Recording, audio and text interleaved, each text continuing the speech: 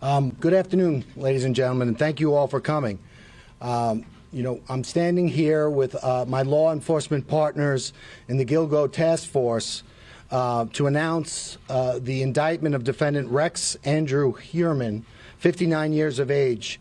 And he's been arrested by the Suffolk County Police Department's homicide detectives, and he's been indicted in a grand jury presentation by the Suffolk County District Attorney's Office for the murders of Melissa Bartholomew, Megan Waterman, and Amber Costello.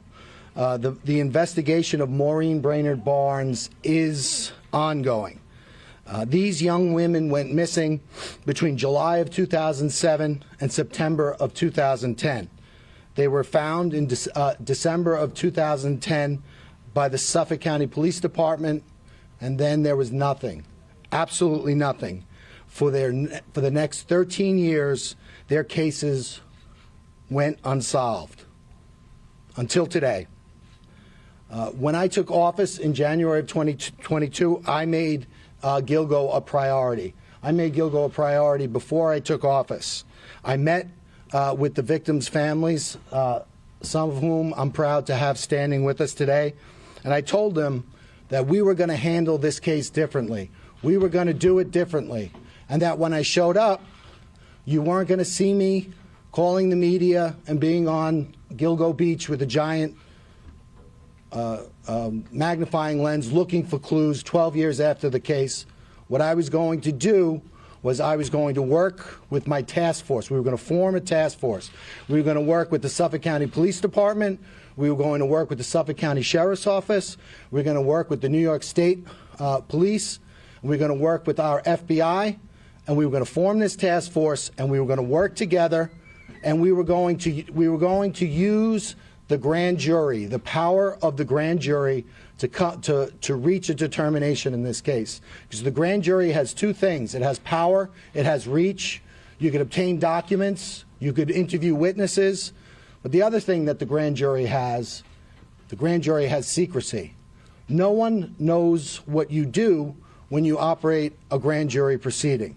And we knew that when we were investigating this case and when we dealt with the media or whatever it was we were doing, we were playing before a party of one, because we knew the person responsible for these murders would be looking at us. So we were very careful how we handled the investigation. We maintained the integrity of the investigation. Most importantly of all, we maintained the secrecy of that investigation, and I think that's paid dividends as we've seen today. Now, I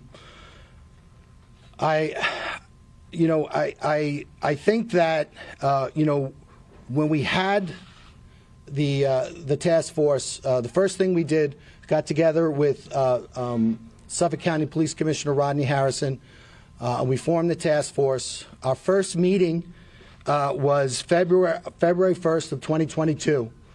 And what we did, all of the agencies here, we made the commitment. We were going to take our most talented investigators. So in the District Attorney's Office, we took ADAs, myself included. We took analysts. We took detective investigators. And they worked on a daily basis with other talented investigators from all of the agencies here. We started that in February 1st in 2022. 6 weeks later, on March 14th, 2022, the name Rex Heuermann was first mentioned as a suspect in the Gilgo case.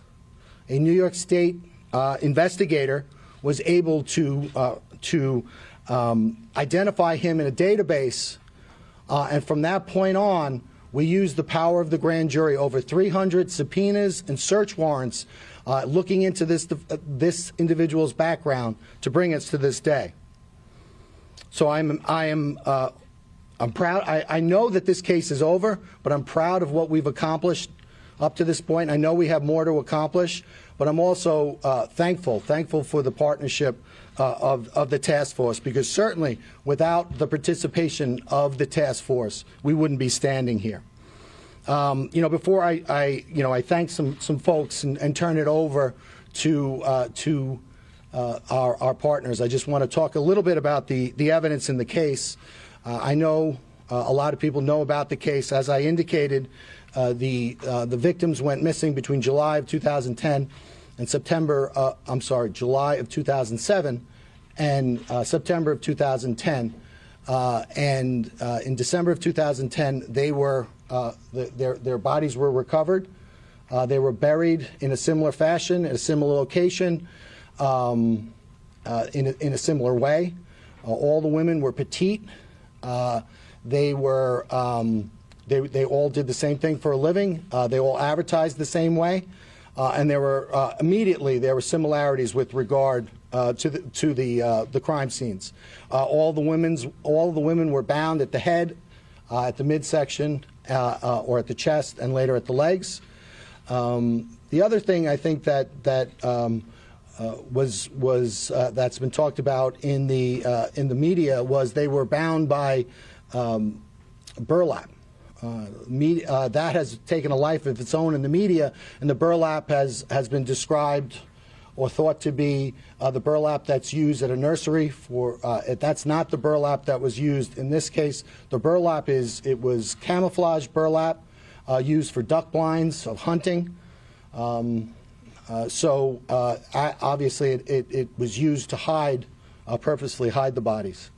One thing that became immediately apparent was at the time of each of the murders, the murderer, the defendant Heuermann, he got a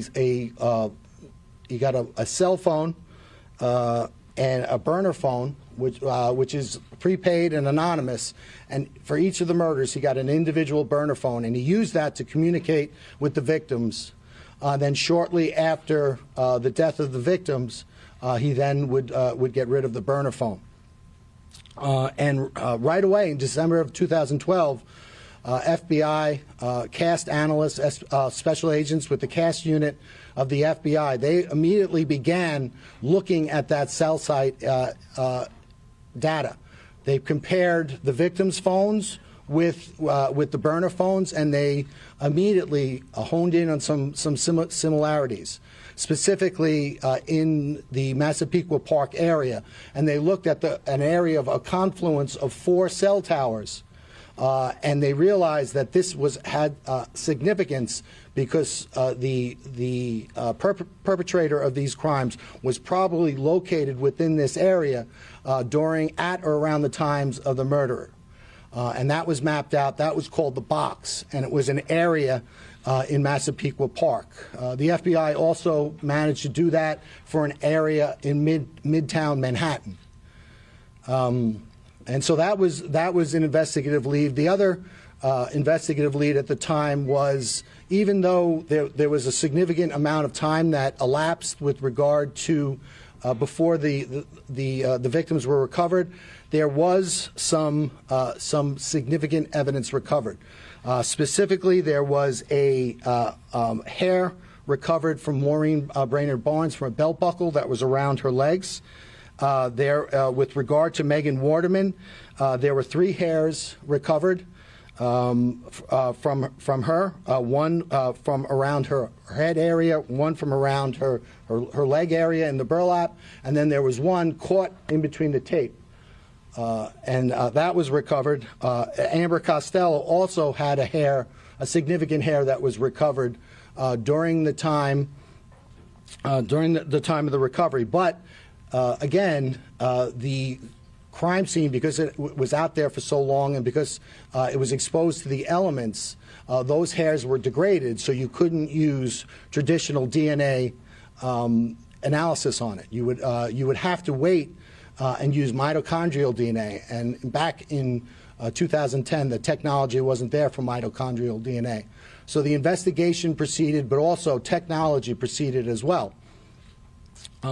And then in January and February of 2022, we formed the task force. We began working collectively. And then a mere 6 weeks later, on March 14th, 2022, Rex Heuermann was identified for the first time. And the manner in which that was done was the New York State investigator looked at a database. Amber Costello, the day before her disappearance on September 1st, 2010, she met with an individual for the purposes of having him pay her money for her services, but she involved herself in a ruse where once the individual gave her money, and other individuals came into the house, pretended to be significant others, confronted the individual with the purpose of making that individual uncomfortable, having him leave without retrieving his money, and that's exactly what happened. So that individual was identified as a person who was between 6'4" and 6'6", a large man, thickly built, not necessarily overly muscular, but just a naturally big person with glasses, white, and dark hair. Also of significance was that the fact that he was driving a dark-colored black first-generation Chevrolet Avalanche with a very unique feature that was between it's a pickup truck, so it was between the cab and the bed, and that was identified. Again, that was back in 2010. But it wasn't until March of 2022 that database was searched by the task force, and this individual was identified. That individual was Rex Heuermann, the defendant. And right away there were some commonalities that came right to the fore. Rex Heuermann, 6'4", largely a large person, not necessarily muscular, but a very physically large person. He has glasses. He has the dark hair, and also of particular note, he owned at the time that first generation Chevy Avalanche. But there was more. He lived at 105 First Avenue, which was located within that box area that the FBI first discovered in 2012. But there was more. Also, he worked at the time at an architect, and he owned his own architectural firm at an address at 19 West 36th Street in Midtown Manhattan, and that was also the area of interest that was identified by the FBI in 2012. Again, that was March 14th, 2022. And from that point on, our partners and my office, we used the grand jury to continue to investigate, and we executed over 300 subpoenas, search warrants pertaining to this individual to find out more information. One of the things that we did is we followed him because we wanted to get an abandonment sample of his DNA, which we were able to do. We also got DNA samples, abandonment samples from his family. And then we went back and we got mitochondrial DNA testing. And with regard to, there's an aspect of New York State law that doesn't allow me to talk about DNA testing, specifically at press conferences. So I can't do that. However, at the arraignment and also when we filed our bail letter, we talked about the significance of that evidence. So if anyone needs to see that, but suffice to say, that evidence was significant, especially with regard to the other evidence that we had developed. But it was there was another interesting aspect. We looked at the Heuermann family travel records, and we learned that during the murders of the last three women, Bartholomew, Waterman, and Costello, that during the commission of those murders, the defendant's wife and children were out of New York State, and he was alone in the tri-state area. We also went back and looked at his cell site records, and we compared his personal cell site records with that of the 4 target phones, and we saw that there was areas of commonality. In other words, that whenever the target phones would bounce off a cell tower, if the Heuermann personal phone bounced off a tower, it was always consistent and in close proximity with the target phones. And at no time was there ever an instant where those target phones were, for instance, in New Jersey while the defendant was on Long Island. So that was completely consistent. The other thing that we looked at was we looked at his use of burner phones. And we followed, using the grand jury, using the great investigative help from our partners, we followed his use of burner phones. We were able to identify 7 separate burner phones that he used. We were able to use fictitious or fraudulent email addresses and get Google warrants. And from there, we got his searches. And we learned what the defendant was searching. In a 14-month period, he had over 200 searches pertaining to the Gilgo investigation. Not only was he looking at investigative insight, he was trying to figure out how is the task force using cell phones to try to figure out what's happening. What are the developments with regard to the task force? And this really supported our decision to keep our investigative focus secret, because we knew that this one person would be watching, and we didn't want to give him any insight into what we were doing. And we also didn't want him to know just how close we were getting. So we maintained the grand jury secrecy, and we maintained the integrity of our investigation. In addition to those Gilgo searches, he was compulsively searching pictures of the victims, but not only pictures of the victims, pictures of their relatives, their sisters, their children, and he was trying to locate those individuals. In addition to that, there was a lot of torture, porn, and what you would consider, depictions of women being abused, being raped, and being killed. In addition to all of that, we continued to look, and we were able to determine that Chevy Avalanche that was used during the commission of the Amber Costello crime, that Chevy Avalanche was in South Carolina. And again, with the help of our partners, we were able to seize that Chevy Avalanche pursuant to a search warrant, and we're certainly going to analyze that. In addition to that, pursuant to the arrest of the defendant last night by the Suffolk County Police Department, we obtained one of his burner phones, his last burner phones.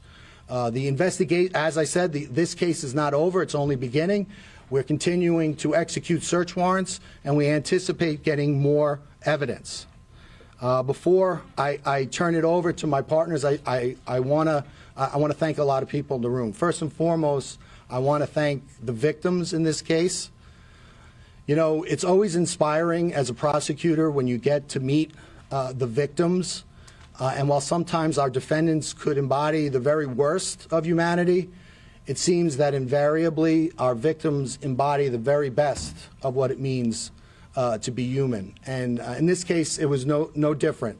I've gotten to know the families, and I'm inspired by them, and I'm impressed by their patience and by their dogged persistence in not only supporting their lost sisters or mother or daughter, but also really, really standing for victims everywhere. So I want to thank them all so much, and I want to let them know that we're going to continue to work this case.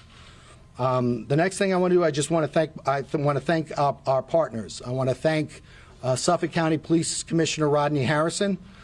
We said it was a change, and when we talked about, not going before the media, if you see, Rodney did go before the media, but it was always in a very controlled manner, and it was always with a controlled purpose. Again, we did that because we knew we were playing before an audience of one person.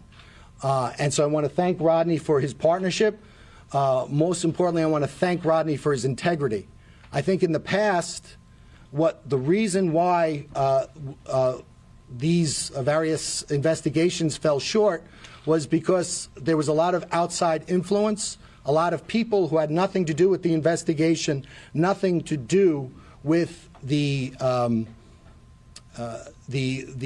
investigation or any of the agencies that were actually handling the investigation. They still asserted pressure on those investigations.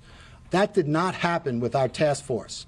Our task force was run by our members, and we did what we thought was in the best investigative steps and what was in the best interest of the investigation. So I want to thank Rodney for that, and his whole team. I know that we have Suffolk County Homicide here, Kevin Byer. We've got Inspector Rowan, and I know that they've been around, and I know that they're here, and I know that they stand in the shoes of their past investigators, and I want to congratulate them, and I want to thank them for their partnership. I also want to thank Sheriff Errol Toulon. Everything I said about Rodney, I could say about Errol. Errol is an unbelievable partner. He was an unbelievable partner in this case.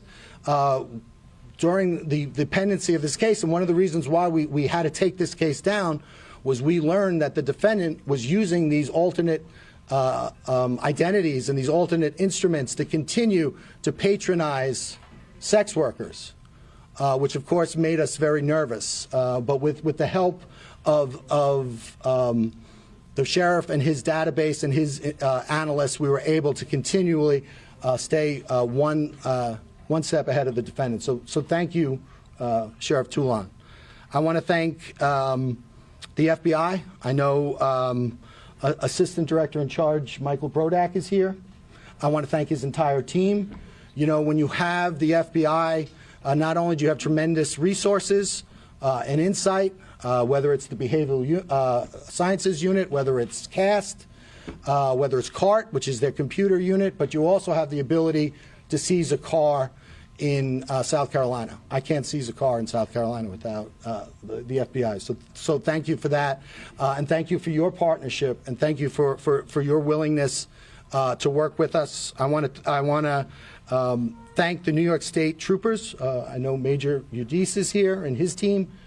You know, this case is emblematic of great cooperation, but we always get that same level of cooperation from the state police, no matter what case we're working. So I want to thank them. Their investigators did great work on this job and in this case, and we couldn't have done it without them. Lastly, I want to thank Nassau County Police Commissioner Pat Ryder. I don't know if he's here. Did he make it? You know, this case, as I said, spans 13 years, and during that time, Pat Ryder has been our neighbor to the west. When it started, I think he was a sergeant, detective sergeant, maybe uniform sergeant, but whatever. Whenever we needed something to be done, or whenever the task force needed something to be done, Pat Ryder would do it, and he would do it quietly, without much fanfare, and we know he would keep the confidentiality of our grand jury and our investigation. So I want to thank him for that. And with that, I will turn it over to Commissioner Rodney Harrison.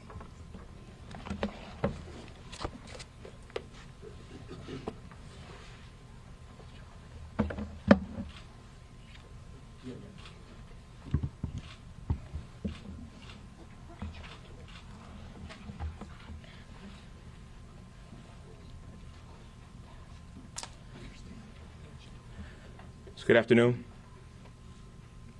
Today is a good day.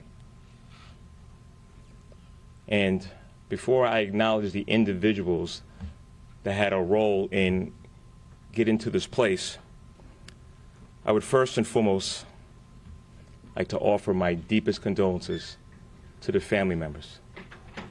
To the family members of Amber Costello, Melissa Bartholomew, Megan Waterman.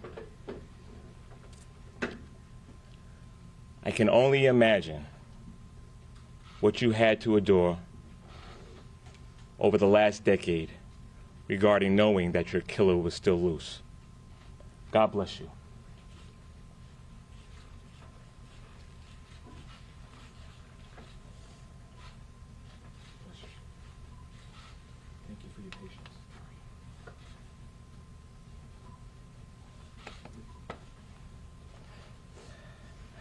So I've had the privilege of being the police commissioner nearly about 2 years now, and I have had that investigative experience in the NYPD as a detective, as the chief of detectives.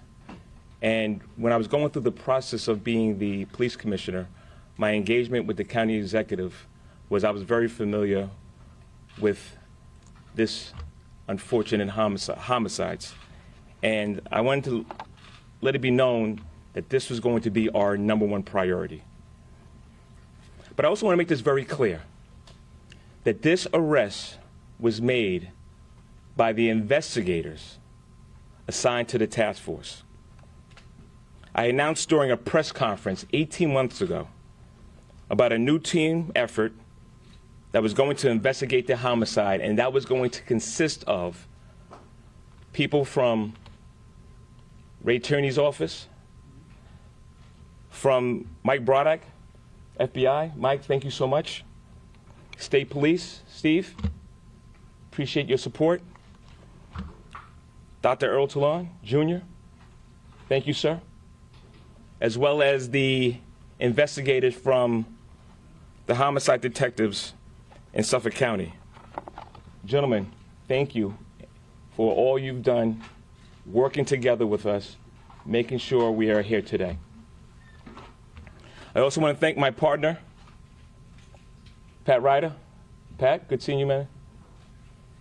And former NYPD Police Commissioner, Keyshawn Sewell, for providing resources to assist in the investigation that brought us here today. So, one of my first acts was to survey the scene. When I first got assigned as a police commissioner, me and Kevin Breyer went over to Gilgo Beach. I want to thank Kevin. You know, when I first met Kevin, he broke the whole case down and where we stood. He knew the case like the back of his hand. He worked tirelessly in this case. Kev was in charge of overseeing the task force since its creation, and you did a phenomenal job, Kev. Thank you. So there's something that I learned from a former NYPD police commissioner, James O'Neill, which is in order to fight crime or to solve investigations, you have to make sure you're working with your law enforcement partners. The blueprint in making this arrest was a whole team effort. Everybody left their egos at the door and made sure that they brought the knowledge and the resources to this investigation. Fresh eyes on this case and the resiliency of our investigators allowed us to identify Rex Heuermann. Ladies and gentlemen, Rex Heuermann is a demon that walks among us, a predator that ruined families. And if not for the members of this task force, he would still be out in the streets today. However, even with this arrest, we're not done. There's more work to do in this investigation regarding the other victims of the Gilgo Beach bodies that were discovered. I'm going to encourage anybody that still has information, call our Crime Stoppers hotline, 1-800-220-TIPS. I want to recognize and thank my Chief of Detectives, John. Thank you for your great work. Deputy Police Commissioner Anthony Carter, both of you who provided update information regarding the case and let it be known if there was any resources that they needed that you brought it to my attention. Since the discovery of the first victim, there's been a lot of scrutiny and criticism regarding how this investigation was handled. I will tell you this, the investigators were never discouraged. They continued and uncovered evidence and followed leads. They never stopped working and will continue to work tirelessly until we bring justice to all the families involved. Last but not least, I want to thank my predecessors that came before me, the work that they did. I want to thank them for really laying the foundation that helped us get to here today. Thanks, Ray.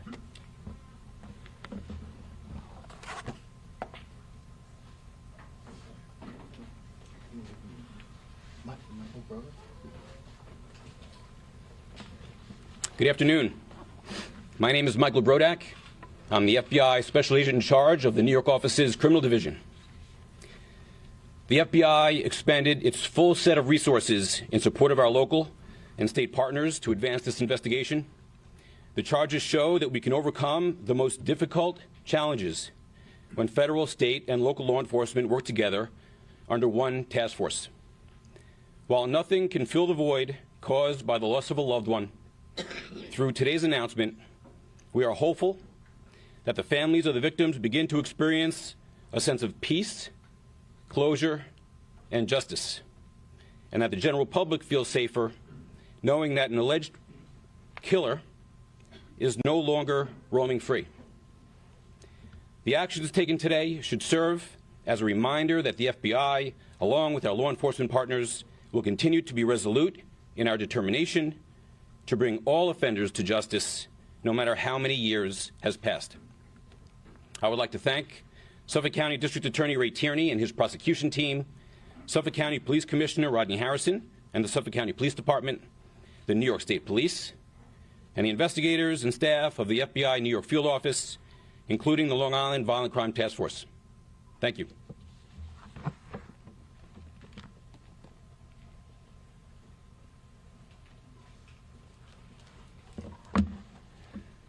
Good afternoon. My name is Dr. Errol D. Toulon, Jr., and I'm the Sheriff of Suffolk County. I would profoundly like to thank the District Attorney and the Police Commissioner for including me not only here today, but for including the Suffolk County Sheriff's Office and recognizing the importance of jail intelligence. It is extremely important when you realize that we created our human trafficking unit in 2018, that there are victims in our community, and that intelligence is being shared by many of the men and women who are incarcerated today. And we have seen many disjointed investigations occur, and leading up to the leadership of these two men have really brought everything together. I am proud that today we stand here a little bit closer to bringing closure to the families and extend my deepest condolences to all of you.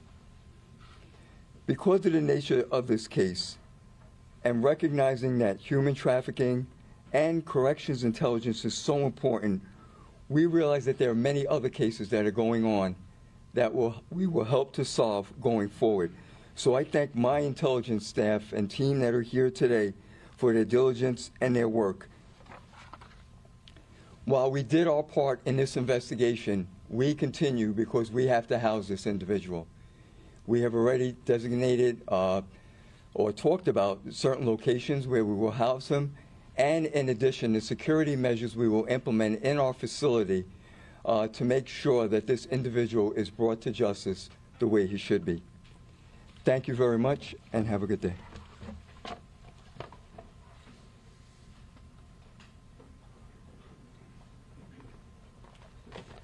Good afternoon. I'm Colonel Richard Allen, the field commander with the State Police. And I want to start by expressing my sincere condolences to the family members that are here today. Although losing a loved one, you can never completely get rid of that pain, but hopefully these steps that are taken here today are a step in the right direction for you to start in the healing process or work through the healing process. I want to thank the members of the task force, all the agencies you see behind me. When we were approached in 2022 to be part of this task force, we were fully engaged. Glad to be part of this. We assign investigators on a full-time basis. You know, what you see being done here today is the end game of agencies working together, as was said before, with no egos, all egos put aside, with the sole mission to find justice for these victims. You know, here in Troop L, Major Stephen Udis oversees the operations down here. He has been intricately involved in this task force since we became partners with it. And I'm going to ask him to come up and say a few words or expand upon this a little bit, our role in the task force.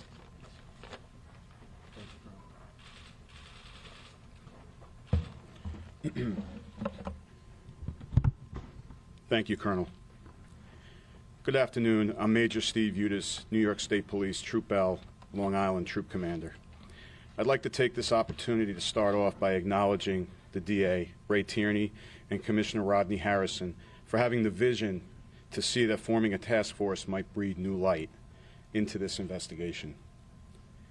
The State Police were asked in early 2022 to join this task force, and once requested, we were more than willing to do so. We were also very pleased that we were able to make some very meaningful contributions in this case to help propel it forward. I'd like to take this opportunity to thank all of the task force members from the different agencies and congratulate them on a job well done. I think this case represents an example of what we as law enforcement can do when we pool our resources together and we work together. I would also like to mention the State Police member assigned to this task force. You were provided with a mission, and that mission was to participate in this task force, put everything else that you were doing aside, place 100% of your attention on this case, and help push this case forward. You more than accomplished that mission. I congratulate you on a job well done, and I commend you for your outstanding work. To the families, I'd like to say that on behalf of myself and the New York State Police, we offer you our deepest condolences. We recognize that these crimes may have happened years ago, but that pain continues. Our hope is that this development today provides you with some relief and some comfort, knowing that the person responsible for your loved one's death is now being held accountable, and he's no longer a threat to anyone else in society. I want you to know, additionally, that the State Police is not done here. We are remaining committed and will continue to support the Suffolk County District Attorney's Office, the Suffolk County Police Department, and this task force as we move into the next phase of this process. That's the prosecution. I would also like to say something to everyone watching this with us today. There's been a lot of discussion here today about charges, about the suspect, about what happened, but I would also like everybody to take the time to join with me and keep the families of the victims and the victims themselves in your thoughts and in your prayers. Each one of these victims was a family member and a loved one, and their void and their loss caused great pain, and they did not deserve this. Nobody is deserving of this. We hope this development today will bring some comfort to them as they move forward. Thank you.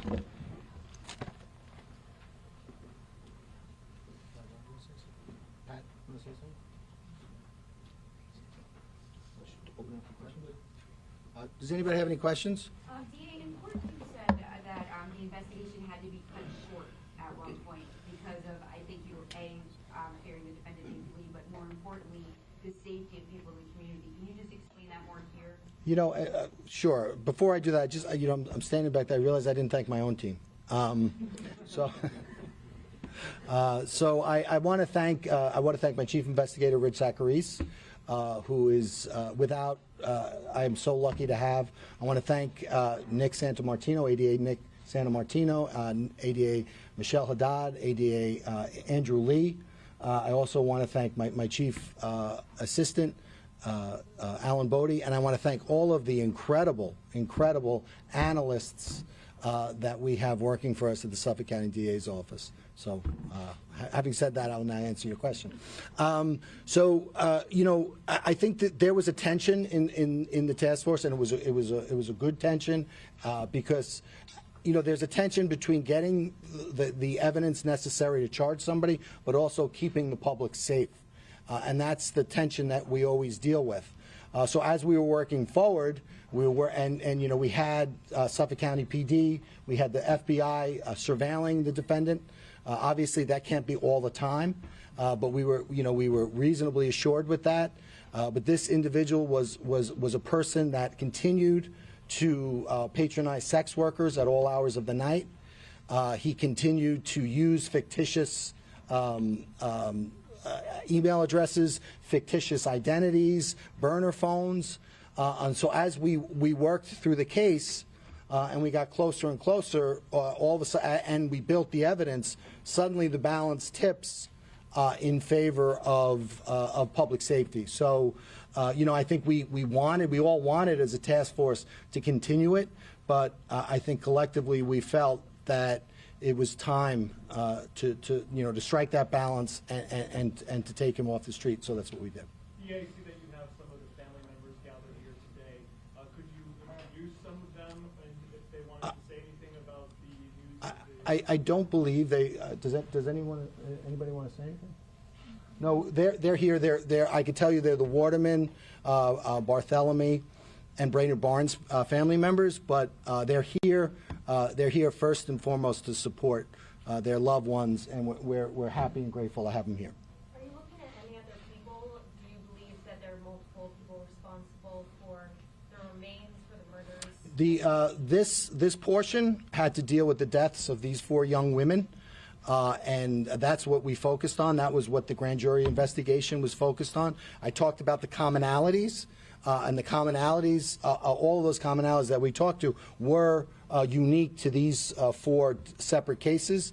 So that's what we're working on. I think the other members of the task force said, we're going to continue, and continue to work and investigate and try to get a small measure of closure for all the victims' families. But for right now, this defendant, it's this defendant with these 4 victims. So the other remains, is there a relationship between the person, the Heuermann, and the other remains, other than the 4 women? I'm here to talk about what we did with regard to these 4 victims, and as I opened my address by talking about the need to maintain investigative secrecy. So we are going to maintain that investigative secrecy, and when I talk about other individuals and other cases, it will be after they have handcuffs on. You mentioned that there was a New York State officer made the link with Heuermann. He looked at data, and that's when Heuermann came up shortly after the task force. Can you explain that? Can you talk a little more about that? So, I mean, we talked about some of the evidence that was there. Obviously the cast, that phone evidence was great evidence. And then there were other commonalities, there were other investigations. But I think one of the good things about having a task force is basically you strip it all down. And you start from scratch, and then you use the DA's office, because the DA's office has to get you the lifeblood of an investigation is information. And the way you get information on a cold case is the district attorney's office issues subpoenas in conjunction with the investigators and executes search warrants, again, in conjunction with the investigators. And then you mine all that data, and then you let that data take you where you need to go. So that's what we did in this case. And 6 weeks in, the break in the case, a significant break in the case, was the avalanche and the fact that this guy, he was described by witnesses as an ogre. He matched the description of the ogre and where he lived. Was the avalanche the link there? Was that what jumped out? Well, I mean, it was a lot of things, right? It was his physical size. It was his where he lived, where he worked. The fact that his family members were out of the country at the time of the commission of the 3 murders. The fact that then you start looking into him, and then you start getting burner phones. Well, we had up to 7 burner phones. He's using these fictitious email addresses. So then you follow him and you get an abandonment sample. Then you go back to some of the old evidence. So it's there are I mean, March 14th. 2022 was a huge day for the task force, but it's never one piece of evidence. Well, there's like what they'll call lawman searches, and basically what it is you run a certain make and model of a car and certain other, where you live or what you do for a living, and then you get data, and then you mine that data for something that would match with your case. And you do that. You don't do that just you do that 100 times until it hits, until you get the right data points. Did the suspect say anything when he was arrested? Was he surprised? Did he admit to the murders? So we can't talk about ethically in New York, we can't talk about any statements the defendant made, but he, he made. We're not turning over any statements. Surprised? I would say he was, yes. You mentioned a unique feature that helped you track down the heavy avalanche. Yeah. So in between the bed and the cab, there's like a little triangular ornament almost, and it's unique in the way it's configured. It's unique to the avalanche. It was unique to the avalanche at that time, and that was something that was pointed out by witnesses. Might there be other victims? What? Well, the investigation is continuing, and I would never say never. And we're going to continue to look at, again, now this is a watershed event in this case. And so we've now are going out and we're executing more search warrants. We'll get more information, more data, and together we'll look at that and see where it leads. Can you share what the other victims' families are feeling today? I'm sorry? Did you speak to the other victims' families? Did they tell you how they're feeling today? Which so this investigation had to do with these 4 victims. So we've been in touch with the 4 victims through the grand jury process. With regard to victims in general and other victims, who lost people in the vicinity of that area, we speak to our victims all the time. But those are conversations that we keep between ourselves. Why is one victim that has not been linked to the charges to this suspect at this point? So it's so first off, Maureen Brainerd Barnes. The other 3. One went missing in 2009. I believe the others in 2010. She was in 2007. So it was a little bit more remote in time. We are working through evidence. A lot of that evidence has to do with forensic evidence and analyses that are not completed. But once those analyses are completed, we feel good about the case, and we're going to just continue to let that process go. And again, I think the initial plan was to allow the grand jury investigation to go a little further, but at a certain time, again, the task force felt, we need to, for reasons having nothing to do with the evidence in the case, we need to take it down. And can you just sum up this defendant? You've seen a lot. Can you just sum up this defendant and what he is? It's as a prosecutor and as investigators, he is charged with a crime. There are certain elements in which we need to prove that crime. We are going to prove those elements. We're going to work hard. We're going to convict him, and we're going to hold him responsible for what he did. And whether, what I think of him personally, whether I like him, whether I don't like him, it doesn't matter.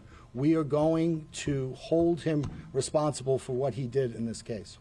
When was the grand jury impaneled, and is it concluded? The grand jury is it's secret. And we're going to keep it secret, but we have an investigation, and it is continuing. There was a belt that was presented publicly by the Suffolk County Police Department a few years ago with initials on it. I think one of the initials appeared to be MH or WH or something along those lines. Obviously, this guy's got an H in his name. Sure does. Can you talk about that? I mean, he has an H in his name. He has, so it's, what was it, HM? Or WH? Yeah, so he's got an H in his name, and other relatives in his family have a W in their name. What that means, I don't know. And can you talk about alleged why? Alleged motive? Why? I think that when you look at his internet searches, I think that provides a little insight into his state of mind. And again, we don't have to prove motive. We have to prove the elements, and that's what we're going to do. You said that you were continuing to computerize sex workers until recently. How did you guys feel comfortable ensuring that you weren't putting these women at risk? Well, you said women. With regard to the sex workers, what we did was we had him under surveillance. We had other means of monitoring him. And again, it's a process, and that process is you have to balance the ability to find enough evidence to charge him and hold him responsible with the balance of keeping the public safe. And it's not easy. And we decided at a certain point in time that that we needed to take him down because we didn't feel comfortable with it. So that's what we did. Did the frequency of his searches or the type of his searches increase to cause you alarm? I don't think it was so much. I don't think it was so much the searches. I think that the conduct of the defendant was very consistent. I think, but the quality of our evidence was increasing by the moment due to the great work of our task force partners. So at a certain point in time, we're like, okay, we can do this. Was there a murder weapon, or was this all by physical force? I believe the cause of death is homicidal violence. Obviously, given the length of time and the exposure to a very harsh environment, forensically there was not not a lot that could be done with the remains, other than come to that conclusion. He owned 92 guns. It was said at the arraignment that he has permits for 92 guns. He has a very large safe in which guns are kept. We are continuing to execute search warrants, so I'm sure we'll have that answer shortly. There's quite a large gap between when he last defended and his arrest. Is there any concern that he committed any other crimes in that time period before the task force was set up? I'm sorry? Is there any concern that obviously he last was known to commit a crime in 2010 and it's now 2013? The task force was set up in 2022. That's quite a large gap. Is there any concern? I think there's always concerns. I think I got into office in January 22. We worked with our partners. We had our first meeting February 1st, and we worked. And March 14th was really that watershed day. And when I tell you, I'd like to brag and say that my office was really working hard, which we were. But no other agency was working any less hard than we were. Once we realized what we had and we realized the stakes, all of our partners really worked. I think if you look at the folks standing here, I don't think that, in the last 48 hours, any of us have gotten more than 3 hours sleep. Regarding Maureen Bernard Barnes, how much more do you need to actually tie it into that? We are going to continue our investigation, and when we are prepared, when we have concluded that investigation, we will, we'll bring that to a conclusion, but we will not do it before. All right, thank you. You have one more? Okay, between all the search warrants and the subpoenas, will you ever, do you ever think that you're going to lose them? Reading between all the searching around and stuff? And I don't want to tell you, exact investigative techniques, because they're, again, part of the reasons why they're effective is because people don't necessarily know what it is exactly we do. But always a concern, but given the professionalism of our partners, their diligence and their commitment, we felt good about the case, or keeping the case going until we didn't, and then we took it down. Thank you. Thanks, guys.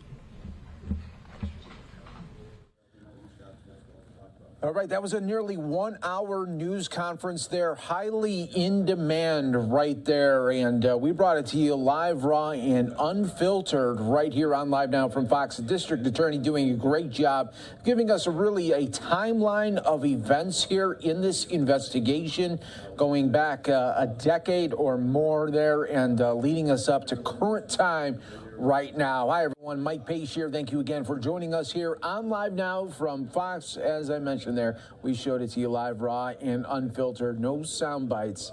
right there. It was like you were inside the room. That's what we do for some of our biggest stories, featuring it for you, bring it to you live, raw, and direct right here, especially on this Friday afternoon. Just past 5 o'clock Eastern on the East Coast, 2 o'clock on the West Coast. We want to continue our coverage. Let's take you out to Fox 5 New York. They are doing a great job. They have team coverage here of this big story of the Long Island serial killer. Suspect arrested. We have the details right here on Live Now from Fox. Ladies and gentlemen,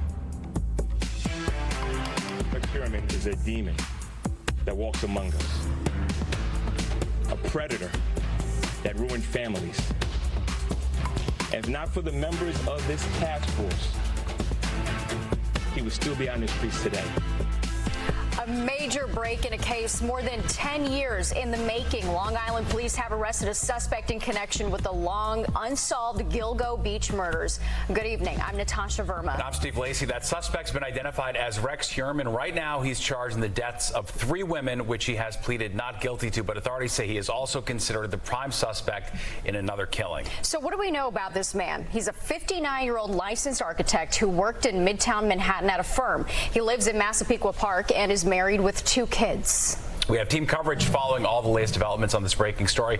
Lisette Nunez is in Massapequa with reaction from the suspect's neighbors. But first, we go to Jody Goldberg, who's live outside the Suffolk County Sheriff's Office in Yaphank, where officials just gave an update on the case. Jody, walk us through what we just learned. Steve and Natasha, good evening to you. Well, Suffolk County District Attorney Raymond Tierney, who addressed the judge directly during the arraignment, said he ended the investigation early after learning that Heuermann was still looking at photos of victims and their families, and it became clear he was a danger to the community. Police say he's the man behind the more than decade-long Gilgo Beach serial killer mystery. Rex Heuermann stayed silent as he walked out of Suffolk County 7th Precinct to face a judge on Friday afternoon. Rex Heuermann is a demon that walks among us, a predator that ruined families. Police say the 59-year-old architect was arrested on Thursday night in Midtown Manhattan as he was leaving work. And it was clear clues gathered by investigators, including burner phones and extensive cell phone evidence, along with original DNA found on the victims that matched his wife and the pizza crust he threw out in Manhattan that ultimately led to his arrest. One of the things that we did is we followed him because we wanted to get an abandonment sample of his DNA, which we were able to do. We also got DNA samples, abandonment samples from his family. For years, investigators have looked into whether the grisly murders had been committed by one person or multiple killers. According to police, Heuermann is responsible for the deaths of Melissa Barthelemy, Megan Waterman, and Amber Costello, young women discovered bound and wrapped in burlap sacks along Ocean Parkway near Gilgo Beach. He's also the prime suspect in the murder of Maureen Brainard Barnes. At least 10 victims' remains were discovered along that same stretch after sex worker Shannon Gilbert disappeared back in 2010. It was a Chevy Avalanche that led investigators to zero in on Heuermann. A witness reported that one of the victims who went missing was last seen in the same car believed to have been driven by her killer. Police say 7 phones traced to where he lived and worked were allegedly used to taunt family members of the victims. His browser history included sadistic material as well as more than 200 searches relating to the unsolved murders. We also went back and looked at his cell site records, and we compared his personal cell site records with that of the 4 target phones, and we saw that there was areas of commonality. Heuermann's attorney weighed in on today's developments. Did hear the district attorney outline his case. I will say to you folks that it's extremely circumstantial in nature. Heuermann pleaded not guilty. His attorney weighed in on today's developments. And police say the Brainard Barnes investigation is continuing and is expected to wrap up soon. As for Heuermann, he's being held without bail. He's due back in court on August 1st. If I had to recap it, I'd say one word: definitely very surreal. That's the latest here in Yaphank, Long Island. Jody Goldberg, let's send it back to you. Indeed, for sure. Thank you, Jody. And today's arrest sending shockwaves across Long Island, with the suspect's neighbors particularly stunned. Fox 5's Lisette Nunez joins us live from Massapequa Park. Lisette, how are people in his neighborhood reacting to his arrest?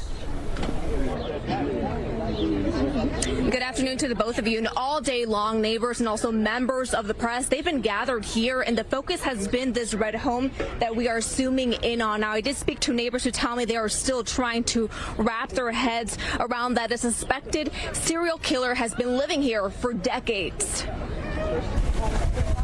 I'm very surprised that, it's in this neighborhood, but they usually hide in plain sight. It's never the guy you think it is. It's always the guy you never would think. It's sad, but hopefully this will bring peace to the families. People in Massapequa Park are stunned after learning that Rex Heuermann, the man accused with 3 of the Gilgo Beach 4 murders, lived a few doors down from them. According to neighbors, the suspect grew up in this red home. He would often be seen doing woodwork in the garage. Police swarmed the red home on 1st Avenue. Friday morning, investigators towed a black pickup truck from the property. According to neighbors, he has a wife and 2 children. The wife has to live with this. The neighborhood, our nice, quiet neighborhood of Massapequa Park, will now be known for the home of a serial killer, which is not sitting that well with me. The eerie sentiment also felt in Midtown at the office building Heuermann worked out of as an architect. I'm just in shock to find out he worked in my building, and I could have been in the elevator with him. The arrest bringing a possible breakthrough as other cases of women found dead in that same area remain unsolved. John Ray represents the families of murder victims Shannon Gilbert and Jessica Taylor. Although Heuermann has not been connected to those Long Island murders, the family says this first arrest is giving them hope. Full justice is all the cases being closed. Another neighbor we spoke to tells me that he believes he would take his children trick-or-treating to this red home. Said that obviously a very unsettling thought after this arrest. We are live in Massapequa Park. Steve will send things back in. Indeed, Lisette. All right, we're going to have continuing coverage on today's arrest throughout the newscast. Coming up at 5:30, we're taking a look back at the timeline of the Gilgo Beach murders investigation and the new information that was just revealed today. All right, and that was Fox 5 coverage, doing a great job on that big story out there in Long Island. Hi, everyone. Mike Page here. Thanks again for joining us here today on Live Now from Fox. We are going to take a 2-minute break, and when we come back, we are going to take you out to Pennsylvania, get an update on the escaped prisoner inmate that continues to evade authorities. We'll have it for you on the other side of this break right here on Live Now from Fox.